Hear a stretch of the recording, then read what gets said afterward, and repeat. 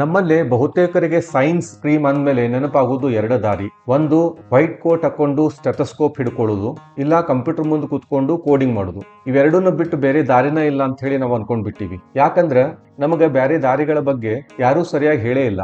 ಆದ್ರ ನಮಗ್ ಗೊತ್ತಿಲ್ದಂಗ ನಮ್ಮ ಕಣ್ಣು ಮುಂದನ ಒಂದು ಕರಿಯರ್ ಸೈಲೆಂಟ್ ಆಗಿ ಅಷ್ಟ ಫಾಸ್ಟ್ ಆಗಿ ಬೆಳಿಲಿಕ್ಕತ್ತದ. ಈ ವೃತ್ತಿ ಮಾಡೋರು ಯಾರು ಗೊತ್ತಾ? ದೊಡ್ಡ ದೊಡ್ಡ ಆಸ್ಪತ್ರೆಗಳ ಹಿಂದೆ ನಿಂತು ಮದ್ದು ಕಂಡು ಹಿಡಿಯೋರು ಇವ್ರ. ನಾವು ತಿನ್ನೋ ಪ್ರತಿಯೊಂದು ಅಗಳು ಅನ್ನದ ಹಿಂದ ಇರೋರು ಇವ್ರ. ಅಷ್ಟ ಯಾಕ, ಭೂಮಿ ಮೇಲಿರೋ ಪ್ರತಿಯೊಂದು ಜೀವಿಯ ಭವಿಷ್ಯವನ್ನ ಬದಲಿಸೋ ಶಕ್ತಿ ಇವ್ರ ಕೈಯಾಗದ.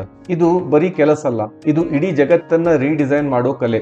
ನೀವು PUC ಸೈನ್ಸ್ ಒಳಗಿದ್ದೀರಿ ಅಂತಂದ್ರ ಬರೀ ಹಳೆ ದಾರಿಯಲ್ಲೇ ಹೋಗ್ಲಿಕ್ಕೆ ನೋಡ್ಬೇಡ್ರಿ, ಅಥವಾ ಬೇರೆದವರು ಹೇಳಿದ ಮಾತು ಕೇಳಲಿಕ್ಕೆ ಹೋಗ್ಬೇಡ್ರಿ. ಈ ಹೊಸ ಹಾದಿಯ ಬಗ್ಗೆ ಸ್ವಲ್ಪ ತಿಳ್ಕೊಳ್ರಿ. ಇವತ್ತು ನಾವು ಡಿಸ್ಕಸ್ ಮಾಡ್ತಾ ಇರೋ ಅಲ್ಟರ್ನೇಟಿವ್ ಕರಿಯರ್ ಯಾವ್ದಪ್ಪ ಅಂದ್ರ ಬಯೋಟೆಕ್ನಾಲಜಿ. ನೀವು ನಮ್ಮ ಚಾನೆಲ್ಗೆ ಹೊಸಬರಿದ್ರ ಸಬ್ಸ್ಕ್ರೈಬ್ ಮಾಡೋದು ಮರಿಬೇಡ್ರಿ, ಯಾಕಂದ್ರೆ ಬಹಳಷ್ಟು ಅಲ್ಟರ್ನೇಟಿವ್ ಕರಿಯರ್ಗಳ ಬಗ್ಗೆ ಇಲ್ಲಿ ನಾವು ಹೇಳ್ತೀವಿ. ಬಯೋಟೆಕ್ನಾಲಜಿಸ್ಟು ಅಸಲಿಗೆ ಏನ್ ಮಾಡ್ತಾರ ಇದನ್ನ ಕಲ್ಪಿಸ್ಕೊಡ್ರಿ. ಯಾವ್ದಾದ್ರು ಒಂದು ವೈರಸ್ ಹರಡಿದ್ರ, ನಿಮ್ಗೆಲ್ಲರಿಗೂ ಕೋವಿಡ್ ಬಗ್ಗೆ ಗೊತ್ತದ, ಆ ವೈರಸ್ಸಿಗೆ ವ್ಯಾಕ್ಸಿನ್ ಅನ್ನ ಕಂಡು ಹಿಡಿಲೇಬೇಕು. ಬೆಳೆಗಳು ಸರಿಯಾದ ಈಲ್ಡ್ ಅನ್ನ ಕೊಡದೇ ಇದ್ರ ಯಾರಾದ್ರೂ ಬೀಜಗಳನ್ನ ಸುಧಾರಿಸಲೇಬೇಕು. ಒಬ್ಬ ರೋಗಿಗೆ ಇನ್ಸುಲಿನ್ ಬೇಕಿದ್ರ ಯಾರಾದ್ರೂ ಬ್ಯಾಕ್ಟೀರಿಯಾನ ಬಳಸಿ ಅದನ್ನ ತಯಾರಿಸಲೇಬೇಕು. ಆ ಯಾರೋ ಒಬ್ರು ಅಂದ್ರೆ ಯಾರು? ಅವರ ಬಯೋಟೆಕ್ನಾಲಜಿಸ್ಟ್. ಸರಳವಾಗಿ ಹೇಳ್ಬೇಕಂದ್ರ ಬಯೋಟೆಕ್ನಾಲಜಿಸ್ಟ್ಗಳು ಜೀವಕೋಶಗಳು, ಬ್ಯಾಕ್ಟೀರಿಯಾ, DNA ಮತ್ತು ಜೈವಿಕ ವ್ಯವಸ್ಥೆಗಳನ್ನ ಬಳಸಿ ಉಪಯುಕ್ತ ಉತ್ಪನ್ನಗಳನ್ನ ತಯಾರಿಸ್ತಾರ.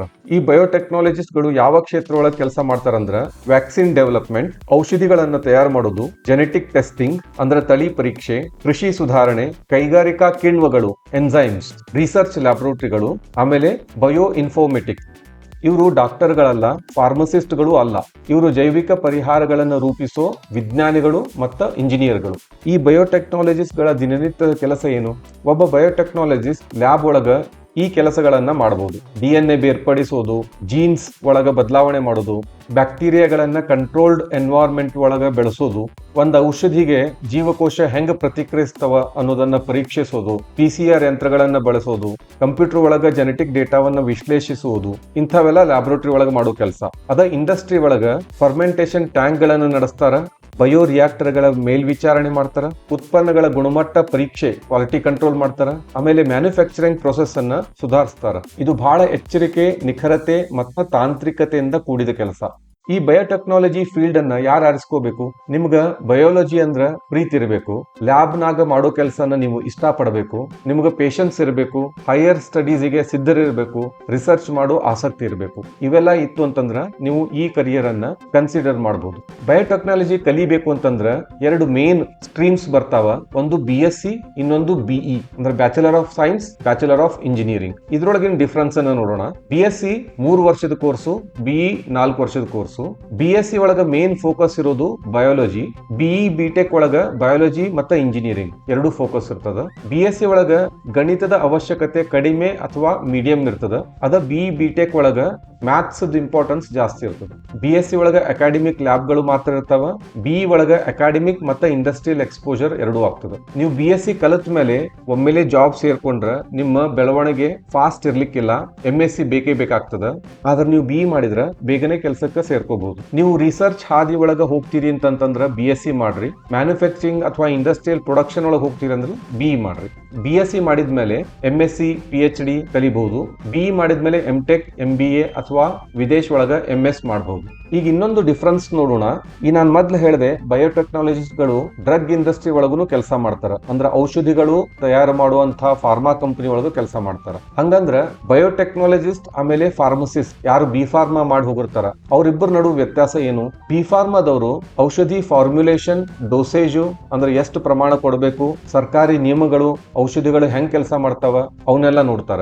ಬಯೋಟೆಕ್ನಾಲಜಿಸ್ಟ್ಗಳು ಜೈವಿಕ ಔಷಧಿಗಳನ್ನ ಹೆಂಗ್ ಉತ್ಪಾದಿಸಬೇಕು, ಇನ್ಸುಲಿನ್ ತಯಾರಿಸಲಿಕ್ಕೆ ಏನ್ ಮಾಡಬೇಕು, ವ್ಯಾಕ್ಸಿನ್ ಗಳನ್ನ ಹೆಂಗ್ ಮ್ಯಾನುಫ್ಯಾಕ್ಚರ್ ಮಾಡಬೇಕು, ಆಮೇಲೆ ಲ್ಯಾಬೊರೇಟರಿ ಒಳಗಿನ ರಿಸರ್ಚ್ ಅನ್ನ ದೊಡ್ಡ ಫ್ಯಾಕ್ಟರಿ ಮಟ್ಟಕ್ಕೆ ಹೆಂಗ್ ತಗೊಂಡು ಹೋಗ್ಬೇಕು ಅನ್ನೋದನ್ನೆಲ್ಲ ನೋಡ್ತಾರೆ. ಈ ಬಯೋಟೆಕ್ನಾಲಜಿ ಕಲಿಲಿಕ್ಕೆ ಮುಖ್ಯ ಕಾಲೇಜ್ಗಳನ್ನ ನೋಡೋಣ. ಮೊದಲು BSc ಕಾಲೇಜ್ಗಳು. ಇಲ್ಲಿ ನಾನು 5 ಕಾಲೇಜ್ ಲಿಸ್ಟ್ ಕೊಟ್ಟಿನಿ.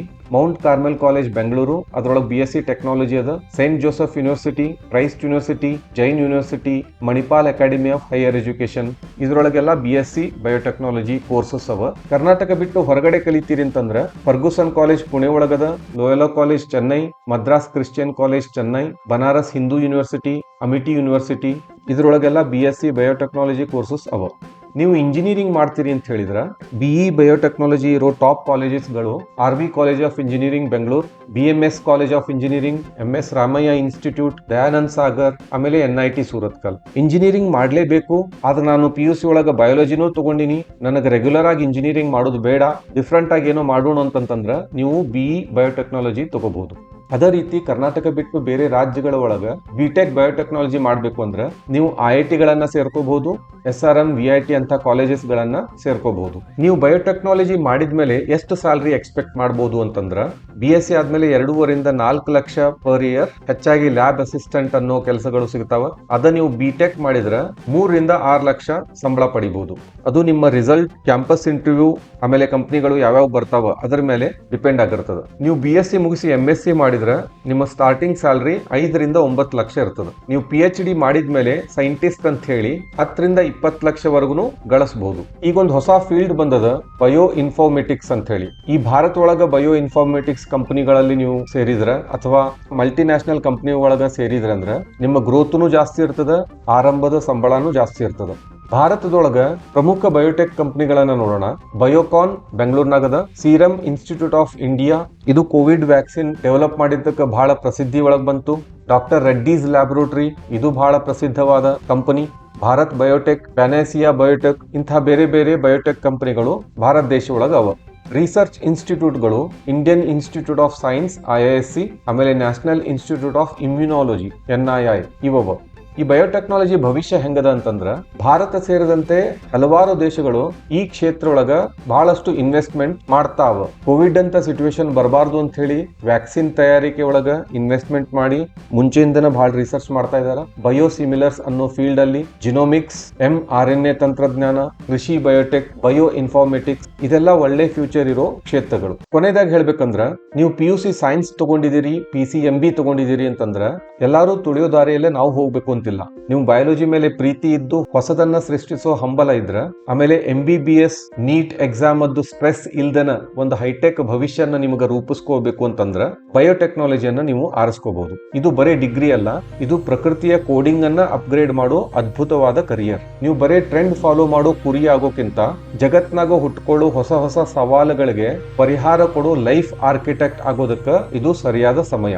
ನೆನಪಿಟ್ಕೊಳ್ರಿ, ಬದಲಾವಣೆ ನಮ್ಮಿಂದಲೇ ಶುರು ಆಗ್ತದೆ. ಈ ದಾರಿಯನ್ನ ಆರಿಸಿಕೊಳ್ಳೋ ಮೊದಲು ನಿಮ್ಮ ಆಸಕ್ತಿಯನ್ನ ಒಂದ್ಸಲ ಪರೀಕ್ಷೆ ಮಾಡ್ಕೊಳ್ರಿ. ಯಾಕಂದ್ರೆ ಇದು ಬರೀ ವೃತ್ತಿ ಅಲ್ಲ, ಇದು ನಿಮ್ಮ ಮತ್ತು ಜಗತ್ತಿನ ನಾಳಿನ ಭವಿಷ್ಯ. ನಿಮ್ಮ ನಿರ್ಧಾರ ಏನು ಅಂತ ಹೇಳಿ ಕಾಮೆಂಟ್ ಮಾಡ್ರಿ. ಬಯೋಟೆಕ್ನಾಲಜಿ ಒಳಗ ಆಸಕ್ತಿ ನಿಮ್ಗೆ ಹುಟ್ಟಿದ್ರ ಆ ಕೋರ್ಸ್ ಮೇಲೆ ರಿಸರ್ಚ್ ಅನ್ನು ಈಗಿಂದಲೇ ಪ್ರಾರಂಭ ಮಾಡ್ರಿ. ನಿಮಗಾಗಿ ಒಂದು ಅಲ್ಟರ್ನೇಟಿವ್ ಭವಿಷ್ಯವನ್ನ ರೂಪಿಸ್ಕೊಳ್ರಿ. ಈ ವಿಡಿಯೋ ಇಷ್ಟ ಆದ್ರೆ ಲೈಕ್ ಮಾಡ್ರಿ, ಬೇರೆದವ್ರ ಜೊತೆಗೂ ಹಂಚಿಕೊಳ್ರಿ. ಇಂಥ ವಿಡಿಯೋಗಳನ್ನ ನೋಡ್ತಾ ಇರ್ಲಿಕ್ಕೆ ನಮ್ಮ ಚಾನೆಲ್ ಅನ್ನ ಸಬ್ಸ್ಕ್ರೈಬ್ ಮಾಡ್ರಿ. ಜೈ ಹಿಂದ್, ಜೈ ಕರ್ನಾಟಕ.